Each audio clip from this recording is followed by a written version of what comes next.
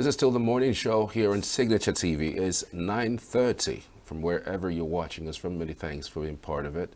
We are on SLTV channel 265. So if you want to watch there and tell your friends to tell others that you can catch up on that. We are live also on YouTube 247. All right. So today we are building up to the 2027 general elections. We're just less than 2 years to that. Elections will be sometime in February 2027. And by this time next year, I'm sure that most of our political parties must have known who their flag bearers would be for the 2027 presidential election. Yeah, it is that close, just in case you don't know. It is that close. So today we're going to be speaking on the coalition of political parties in Nigeria and its effectiveness over time.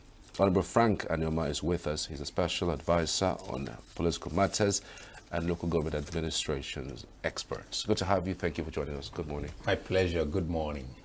And welcome, viewers. You know, every turn of elections, when elections come, we speak of coalition to beat the incumbent.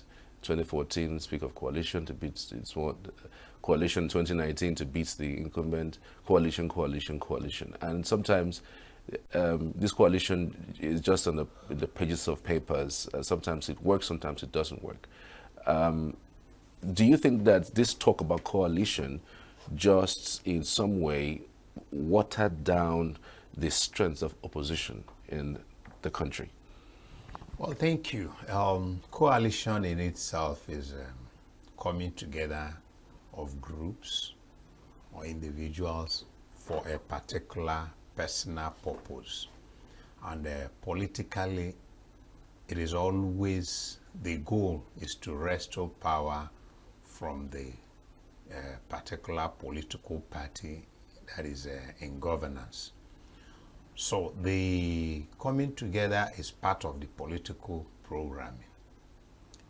So like your question, it has helped. It doesn't weaken the political parties. Rather, it helps to give them more strength.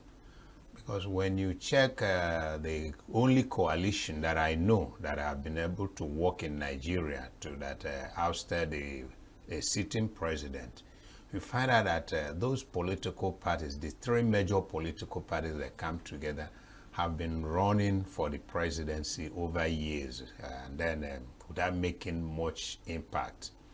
But when they were able to come together to form that coalition that formed the party in power, and I'm talking about the Action Congress of Nigeria, ACN, CPC, Congress of Progressive Change, and then ANPP, All Nigerian People's Party. Then the breakaways from APGA, and when the PDP had its own problem and some of the governors and leaders equally joined to form that coalition. So it became a more stronger political party, so to say, though because the interest is to restore power and politics is about interest. Not meant that when the power has been restored from the sitting government, I think they start having issues in trying to share whatever is the outcome. So I don't think the coalition weakens political party. I think it gives more strength to the parties. Right. In the context of the fact that political parties can no longer stand on their own to win an election, doesn't it weaken it? Because by saying coalition, you have just accepted that you are not strong enough on your own to go the whole hog. So in that context, do you think it weakens? You have accepted as a political party that you don't have the strength to go the whole hog. Yes. In that context, yes. Because once you start asking for assistance, asking for a helping hand, it makes you can't do it alone. And then in Nigeria, except when we had that power, that party like PDP at the inception, that was the nook and cranny of this country. They had all the strength, but along the line, out of the people, how do they call it? Power corrupts and absolute power corrupts absolutely. When we started lacking the internal democracy in the party, when impunity came into the party and those on the authority can now decide to do whatever they want to do without carrying the party people along. And that affected the fortunes of the party. That brought discontent into the party. And people start feeling alienated from what it should be. So in that case, yes, it shows the weakness of the political parties. Because, for instance, of late, the PDP is still saying they are not yet open for any coalition or formation. They still want to try and see what they can do to pick their pieces back and then fight on. Well, Simbala Mohammed, when Peter Obi visited him in Bauchi State, he said that he wouldn't mind working with Peter Obi. Then all of a sudden, a few weeks after, he's saying something else. Maybe something may have happened. You know, these politicians can say one thing today and then tomorrow they say Politics is something dynamic, and then, like you said, Bala made his personal choice, his personal statement that he would wish to. He never said PDP will work for. He spoke for himself that he would wish to work with him. And then when he now met with the leaders, the PDP governors, I wasn't there, so I don't know what may have discussed. So the next statement represented a party position, which is bigger than his own personal ambition or program. Right. The coalition, because of what has happened in 2014, that's happened in such a way that it won the election in 2015. After that, there hasn't been any mega coalition up until now. So the dynamics, people say, is different. What it was in 2014 is not the same thing right now. And it's quite difficult to put that into context as to how this coalition would work. Would it be all of these political parties, collapsing their structures into one new party? Or would it be that these political parties collapsing their structures into an existing party, which would be also another difficult thing? And then, because of the experience of the APC coming from these 4 different parties and where we are right now, people are also scared that let's not go and do another coalition that will get us worse than where we are now. So I don't know, is this a dynamic that you feel that Nigerians would look forward to or would jettison? Well, like I said, the primary aim of politicians or political parties is to get into government. So what you said is, I really don't know, because I must tell you, I am not in the discussion. But what you're saying is the correct thing. They are still going to do, I don't know how they are going to do it. Moving into an existing political party might be difficult because there must be existing people there. Accepting the conditions that they might have that might be difficult for them. So just like the APC was able to move in because at the end of the day, they jettisoned all the people that came. And this is a new wine in an old cup. And then they ran with it. It made sense. So this new coalition, we are still watching and going to see how it can really gather the momentum that can drive Nigerians, that can so something that can be sellable, the Nigerians can have a buy into. So until we see that movement that can really appeal to Nigerians, other political parties, individuals, there are people that are still sitting on the fence, watching to see how this will going to pan out.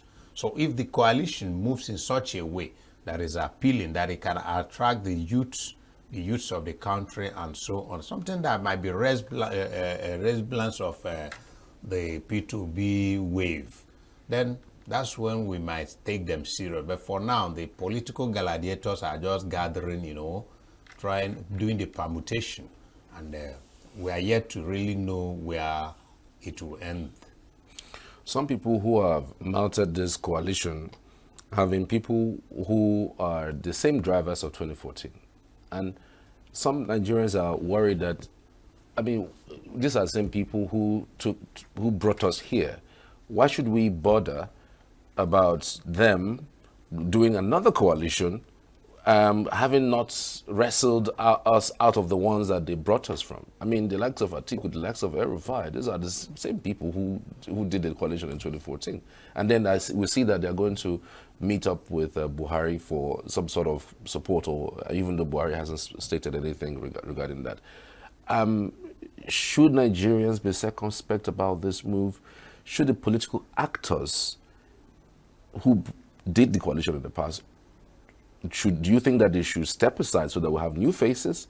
Do you think that their mindset is probably different from what it was then? How should Nigerians react to these coalitions for a better society? Yeah, for a better society, we should be really thinking about having people with different minds. Because those people, we've seen them, they've been in government. So that's the problem. That's why a lot is trying to, circumstance, are afraid to really put all their legs forward in the coalition. Because these are the same people. The purpose is just to grab power. And then once you get power, what happens is the individuals that you throw into the ring, they will make or mar the process. So the coalition that Nigerians thought PDP was the problem, there was the albatross of Nigeria. So they had a new organization that brought everybody together. And then at the end of the day, because it is still the same old people, I think that we are able to gang up again, even in APC under Buhari. If Buhari hadn't been the president of this country, maybe we would be wishing that if he had, maybe we would not be where we are today. True. But unfortunately, we saw when he came into government that Nigeria equally nosedived the more. So now we have another man who didn't really tell it is my turn to be president. That's the precise major thing. So, and then we see how we are wobbling, and then so it's still the same old people. But then we never can tell. We just pray, because when you have an individual, I'm sorry to go do this, because when you come to Enugu State today, you can say, yes, Peter Mba had once been in government. But today, what is different between him and the other governors? That in 2 years, you have seen the transformation in the Enugu State.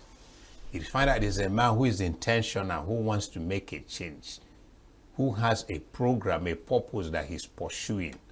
And then we should be praying that we'll have such a person at the helm of affairs of this country that can start. It takes one man to make things change. Just take one man that is determined and have the political will to do the right thing.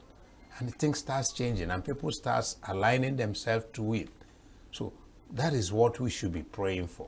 Who knows, amongst this pack, there could be a man that is more determined and has the mind to help this country. In 2019,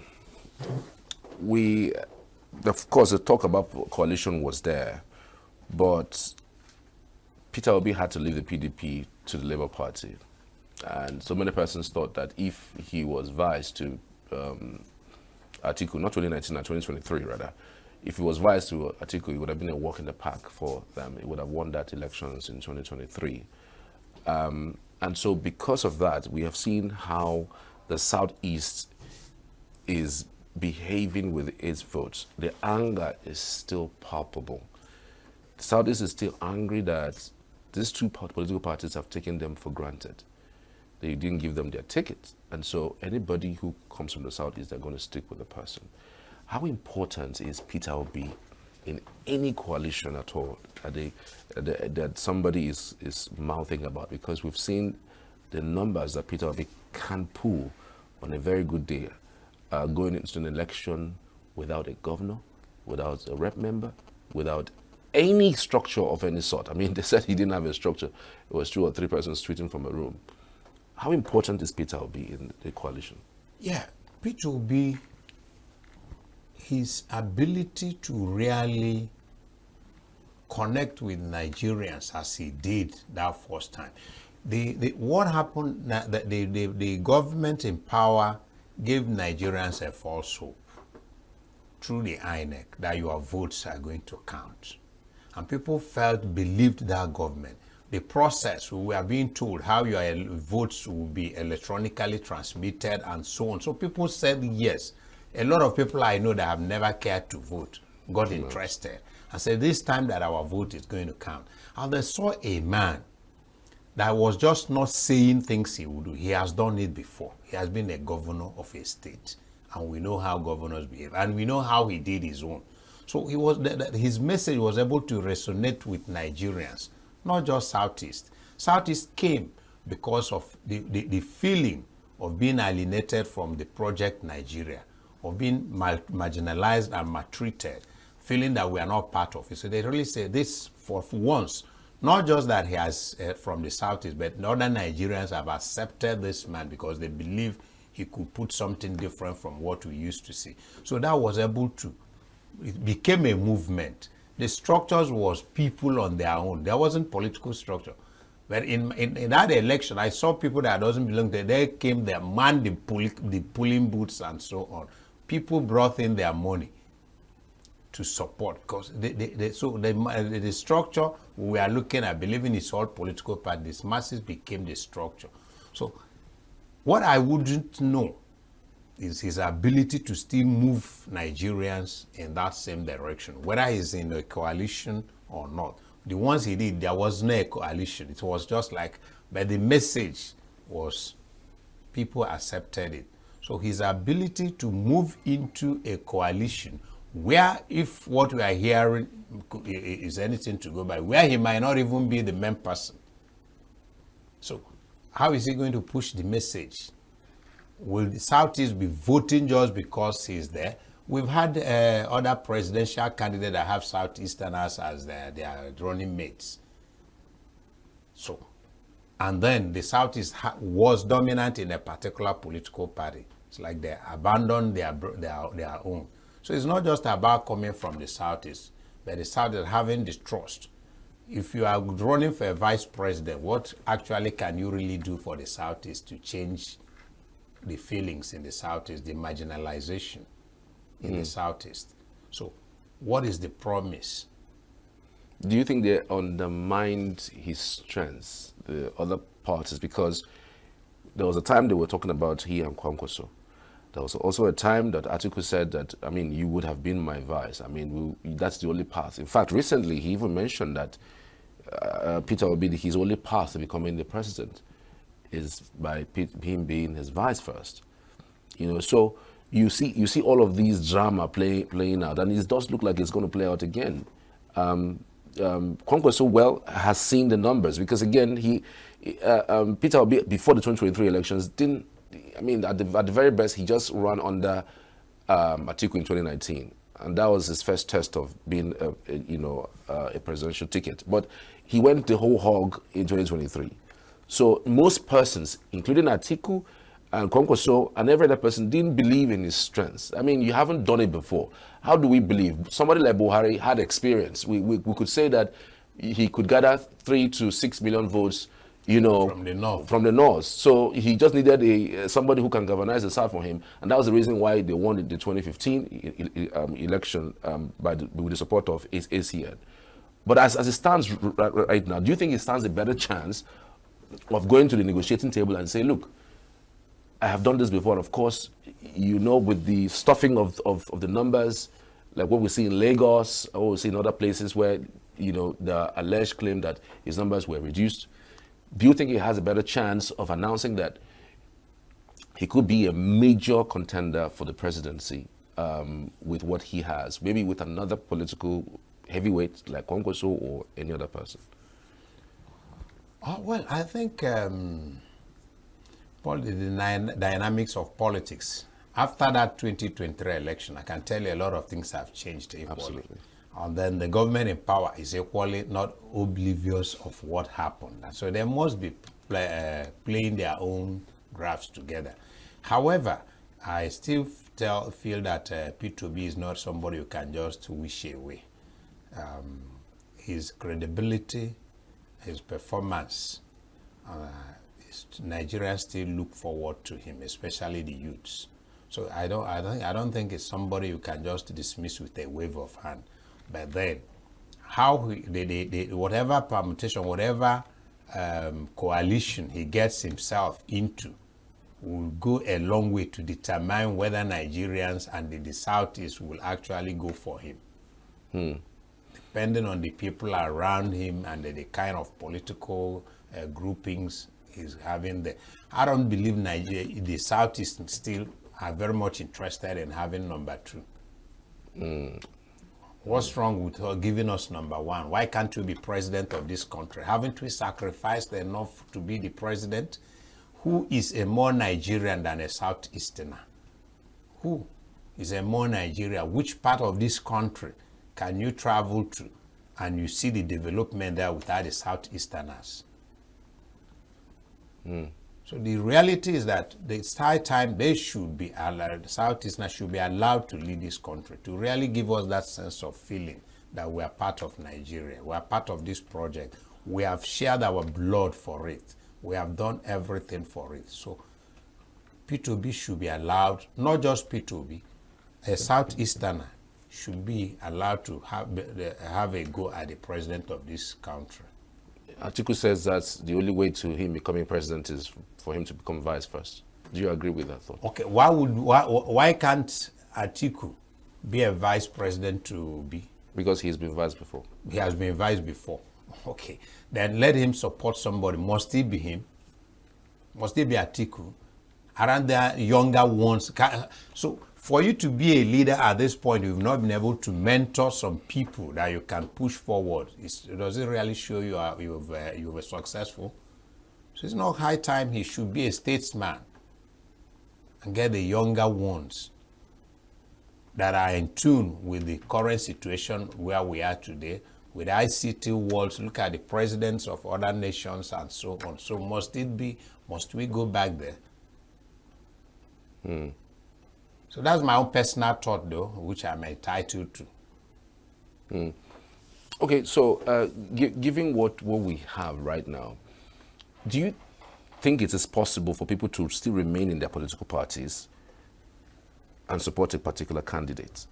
Not necessarily coalescing into one party, or maybe having everybody, create a structure that kills their structure into one, but just have an understanding.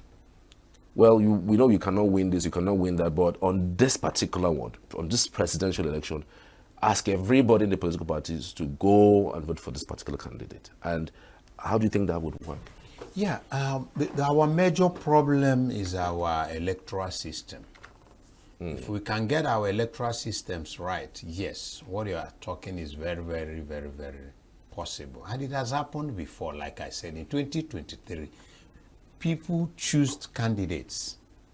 You come to press, say, I will vote for this Mr. A in presidency. I'll vote for Mr. B in national and in the Senate. I'll vote for Mr. A in the state governorship. So people had choice. They were voting for individuals. It wasn't the bandwagon effect as it used to be. It is one party all the way. Just press a thumbprint umbrella or thumbprint broom everywhere. People had choice. People were now voting for individuals which they believe in their capacity. So I believe our major issue with our democracy is our electoral system. The moment we're able to get it right, that our votes will count, you find out that you can pick in Anambra, YPP won an election. It's not a dominant political party. He won an election because the people in that area had confidence in the man that the party brought forward. So since Nigeria, our constitution are not allowed for independent candidates, there are several political parties. So why people clamor and struggle for a bigger party is because of the electoral system, where you have people so that the people can defend their party, can defend their votes at various wards and so on. But if things are moving on fine, you don't need to have people in all the wards. You don't need to have your party people fighting over your ballot boxes and your results, because you have confidence that the umpire should be able to count the result and register the result as it is. So if the electoral system is improved upon, is allowed to be what it's supposed to be, then what you're saying is correct. People can make choice. In presidency, I'll vote for Mr. B.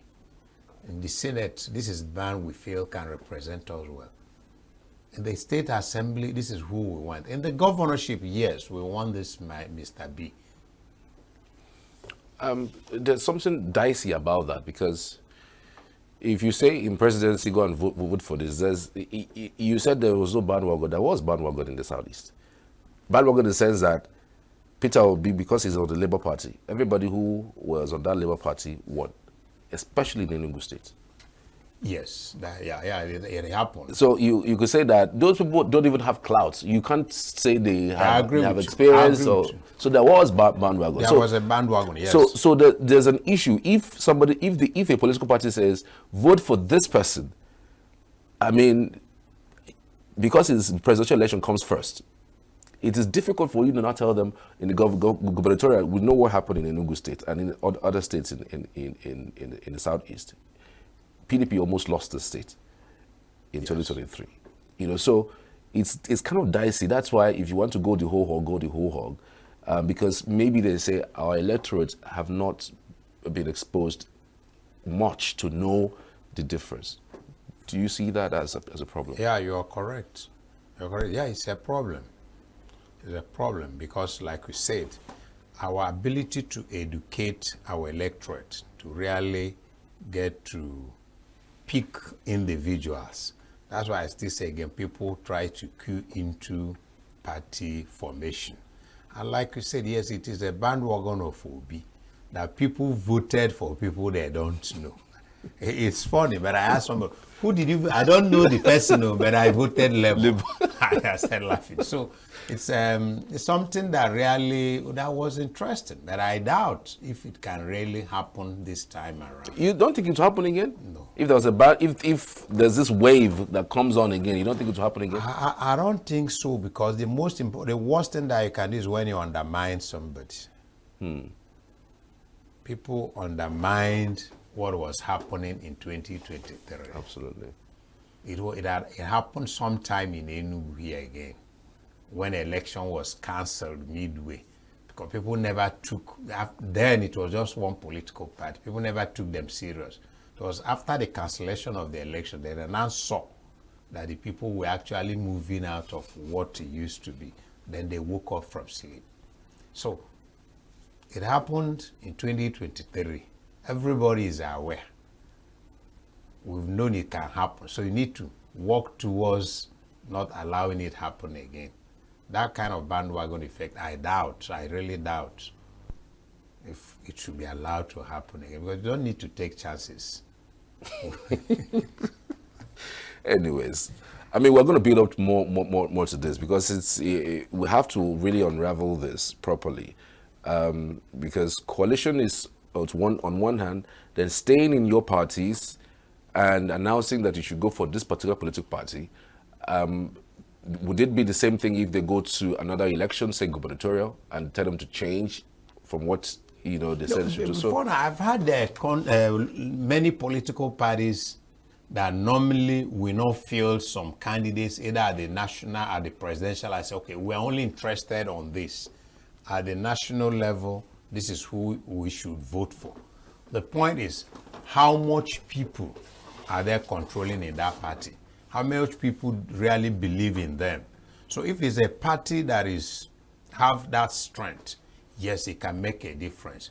But the leaders of this party will always use that statement to equally have a stake, believing that the bigger party they say they are working for will win. So they'll have something at the end of the day. So it's another system of just another coalition kind of, but it's an alignment and trying for the leaders, so that once you win, they'll say, our people voted for you. After all, we didn't have a presidential candidate. We said we were working for you. Absolutely. So it has happened before, and that really don't make much difference. Because like we said, once the party is not strong enough to field candidates, what are they really offering? Absolutely. Absolutely. Honorable Frank Anioma, many thanks for your time. as a special advisor on political matters and a local government administration expert. Many thanks for your time and your analysis on the show today. Thank you very much. It is my pleasure and honor to be with you. All right.